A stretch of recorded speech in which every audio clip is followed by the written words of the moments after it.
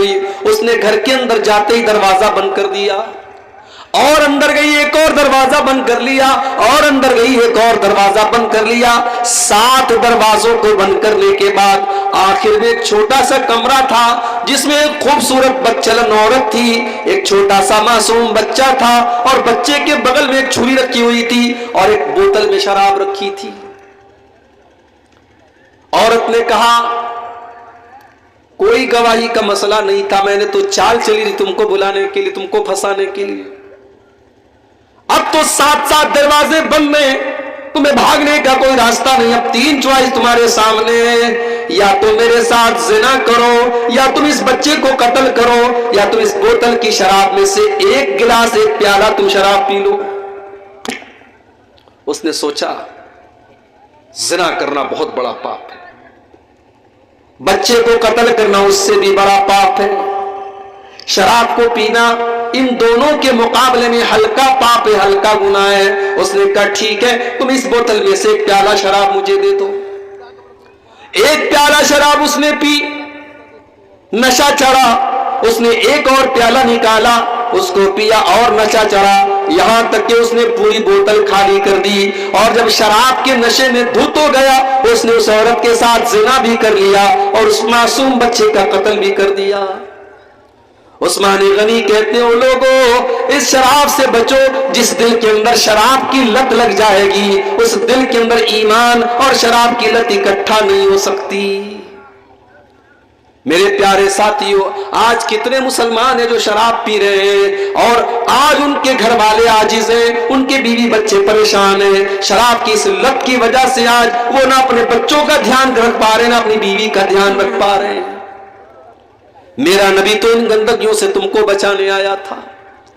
یامرہم بالمعروف, میرا نبی تو تم کو نیکیوں کا حکم دینے کے لیے آئے تھے. وینہاہم عن المنکر, تم کو برائیوں سے روکنے کے لیے آئے تھے.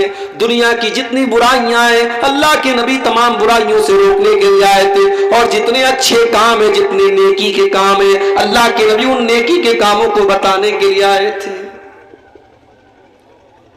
نبی کی سیرت اٹھا کے دیکھو, آپ جو بات بیان کرتے تھے اس کے اوپر خود پورا عمل کرتے تھے.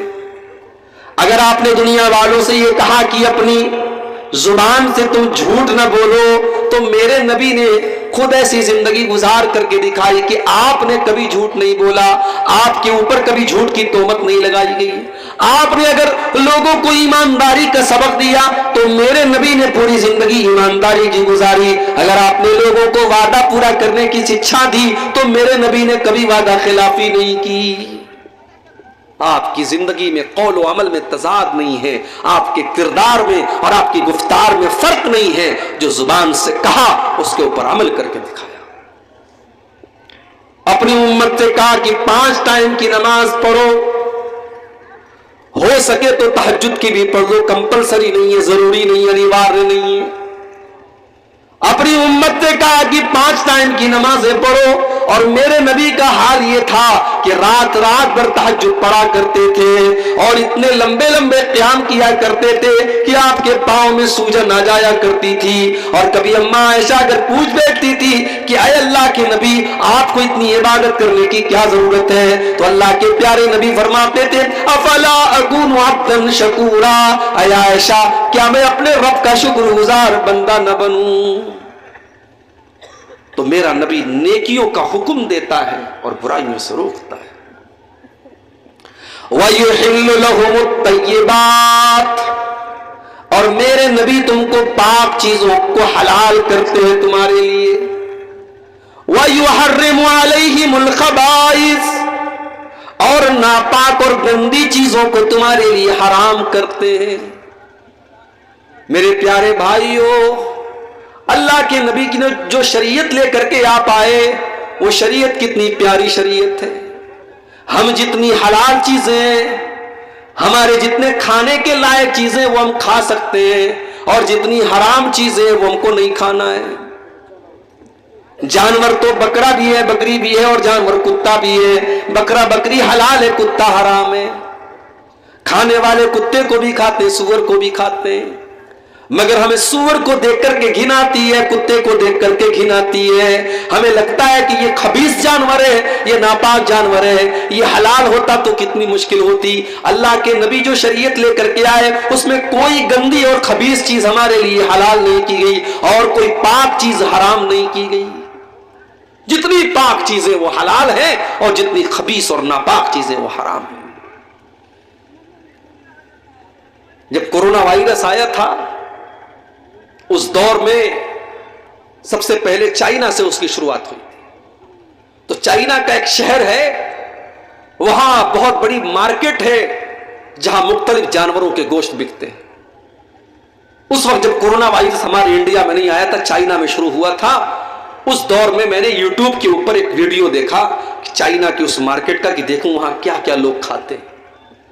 यकीन मानिए अगर वो वीडियो आप देख लेते, कोई कमजोर दिल और दिमाग का आदमी देख लेता तो शायद उल्टी कर देता। सांप खा रहे हैं, सांप खा रहे हैं, चूहे खा रहे हैं, छिपकली खा रहे हैं, जो समझ में आ रहा है वो खा रहे हैं। वो मंजर देख करके तबीयत में इतनी घिन आई मेरे भाई, दिल ने अल्लाह का शुक्र अदा किया कि ऐ अल्लाह तूने कितना बेहतरीन मजहब हमको दिया, तूने कितना बेहतरीन दीन हमको दिया कि हम वही चीजें खाते हैं जो आसानी से हम खा सकते हैं, जो हमारे लिए पाक हैं, हलाल हैं, और हराम चीजों से तूने हमको दूर रखा। अल्लाह के नबी जो शरीयत लेकर के आए, उस शरीयत की ये विशेषता है, ये खासियत है, वह युहिल्लु लहुमुत तय्यिबात, हलाल चीजें, पाक चीजें तुम्हारे लिए हलाल की गई और गंदी और नापाक चीजें हराम की गई। लेकिन अब हलाल और हराम के बीच में एक नया मसला चला है, मकरूह का। सिगरेट क्या है? कुछ लोग कहते हैं मकरूह है। मकरूह है इस्लाम में। मकरूह किसको कहते हैं? मकरूह मुस्तहब का उल्टा है। मिसाल के तौर पे खड़े होकर के पेशाब करना मकरूह है। अगर कोई मजबूरी ना हो तो अच्छी चीज नहीं है, बैठ करके पेशाब कीजिए। हाँ, अगर कोई ऐसी जगह है कि वहां खड़े होकर के ही पेशाब करना है, बैठ करके करेंगे तो कपड़ा और गंदा होने का डर है, तो वहां जायज है आपके लिए। मस्जिद में दाखिल होने के टाइम दाहिना पांव अंदर डालना ये मुस्तहब है। मस्जिद से निकलने के टाइम बायां पांव पहले निकालना मुस्तहब है। अब इसी का उल्टा आप करें तो ये मकरूह है। मकरूह हराम और हलाल के बीच की कोई चीज नहीं है मेरे भाई। सिगरेट का मसला आया है, बीड़ी का मसला आया, तंबाकू का मसला आया, कुछ लोगों ने अपना उल्लू सीधा करने के लिए कह दिया मकरूह है। हमने कहा मकरूह कैसे हो गया? बोले कुरान में कहां लिखा है कि सिगरेट हराम है, हदीस में कहां लिखा है सिगरेट हराम है।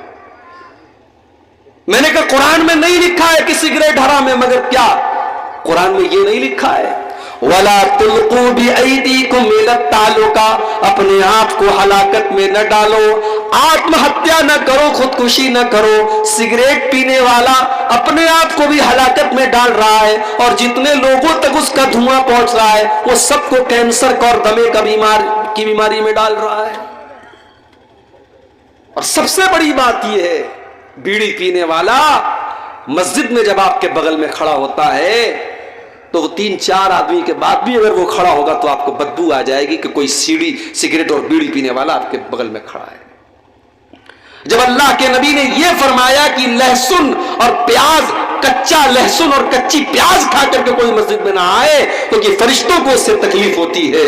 मेरे भाइयों, अगर फरिश्तों को कच्चे प्याज और कच्ची लहसुन की महक से तकलीफ हो सकती है तो बीड़ी और सिगरेट की महक तो उससे ज्यादा बुरी होती है। क्या फरिश्तों को उससे तकलीफ नहीं होती होगी? हमने अपने मतलब के लिए मकरूह करार दे दिया। हराम है ये सिगरेट, हराम है ये बीड़ी और हराम है ये तंबाकू। मेरे प्यारे साथियों, हर वो चीज जो आपके बदन को, आपके शरीर को, आपके अखलाक को, आपके माल को बर्बाद करे, वो चीज शरीयत के अंदर हराम है। बीच का रास्ता मत निकालिए। वयुहिल्लु लहुमुत तय्यिबात, हमने तुमको वो नबी दिया है जो पाक चीजों को तुम्हारे लिए हलाल करते हैं और नापाक चीजों को तुम्हारे लिए हराम करते हैं।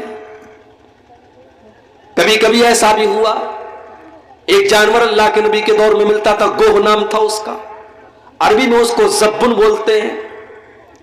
گو کا جانور حلال تھا مگر اللہ کے نبی کو پسند نہیں تھا. آپ کے سامنے گو کا گوشت آیا, آپ نے کہا کون سے جانور کا گوشت ہے؟ بتایا گیا گو کا گوشت ہے. آپ نے کہا میں نہیں کھاتا, مجھے پسند نہیں ہے, تمہیں کھانا ہو تم کھا لو. آپ نے جائز تو قرار دیا مگر آپ کی اپنی طبیعت کو وہ پسند نہیں تھا, اس لیے شریعت کے مسئلے کے حساب سے گو کا جانور حلال ہے, کھا سکتے ہیں. تو شریعت میں تمام پاکیزہ چیزیں حلال ہیں اور تمام پاکیزہ چیزیں حرام ہیں. اور آگے بڑھیے. وَيَزَوْ